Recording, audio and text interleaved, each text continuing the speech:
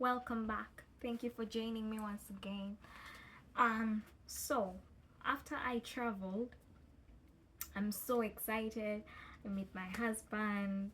I hadn't seen him for a while. I think it was eight months. 8 months. I think it was 8 months. So I'm really excited, and I get to we get to visit certain places, and I am so excited.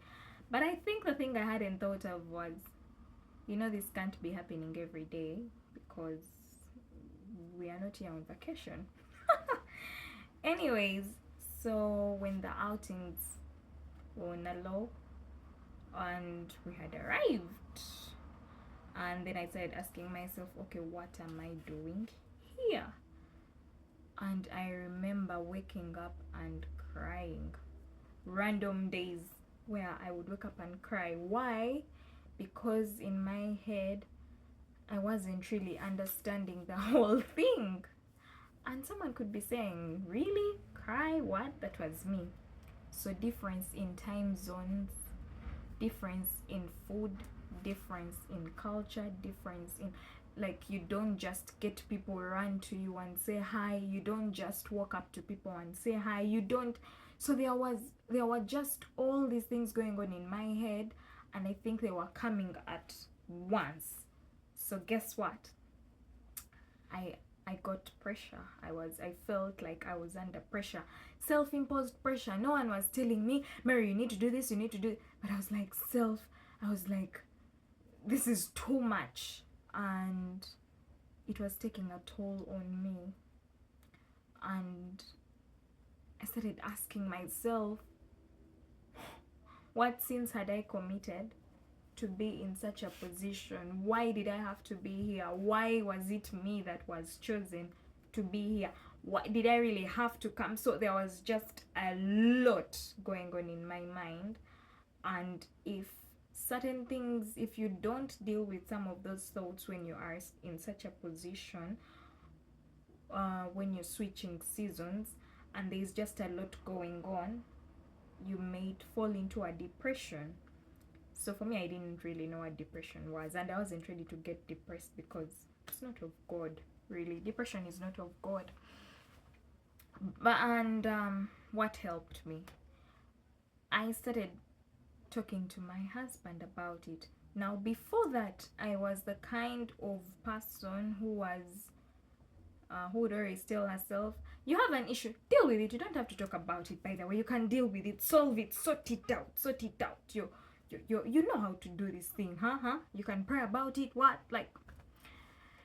it wasn't working. I actually felt like my prayer life had just fallen into a ditch. Like everything was just not going right. So I learned the thing called vulnerability. Now, someone may be saying, I know I do me, I know how to figure out things on my own, but you see, you were not created in this world to live life alone. God avails people to help you on your journey, to help you in your new season. So, for example, it could be a new season for you, and you have a lot that is going on, and you think that you are probably the only one who is going through that thing that you're going through. Don't be deceived. Seek help. Be vulnerable. Share. And for me, it didn't take 1 month, 2 months for me to open up and say I'm actually struggling with this thing. I didn't have to say, okay, today, we are going to be vulnerable. No, I just started opening up with my spouse and having conversations of, this is how I'm feeling. And then he would tell me, no, relax. Don't be under pressure. Take it a day at a time. And then one of the things he kept on saying over and over again was, ask God, how do you want to utilize? How would you want to utilize? How do you want to enjoy this season? What is it that you need to learn in this season? Because this season is not going to come back. So it's important that you maximize it. So you see, when you feel so overwhelmed, when you feel like everything around you is hitting at you, banging your head, and you're thinking that you are in the wrong place, what is it that you need to learn? what is it that you need to pick out from that place that you are in? Because sometimes we hurry to say, God, you've abandoned me. But in actual sense, there's something for you that you need to learn. There's something that you need to, maybe you need to get out. Yeah, that could be it.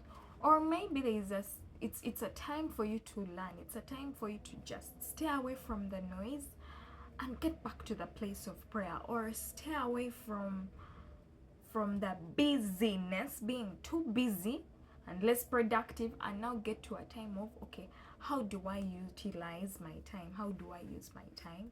How what is the word? How can I be more productive in the next season that is coming?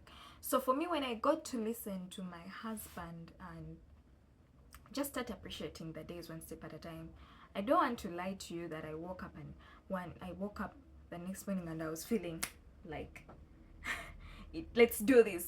It took time, one step at a time.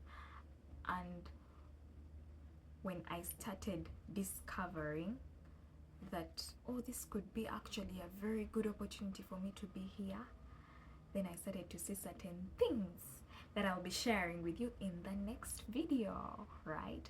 So be vulnerable. Who do you need to talk to? Who has been where you are right now? Who can you open up to and allow them to walk this journey with you? Excuse me, instead of feeling so overwhelmed and depressed, and you're thinking that I think I'm the only one going through this. Who has gone through what you're going through? So that you talk to them and learn from them and seek for help. Don't think that you're here alone. So be vulnerable. God avails people to walk the journey with you. You're not alone. All right? So who do you need to reach out to maximize your season? All right? See you in our next video next week. Thank you for joining me. Bye-bye.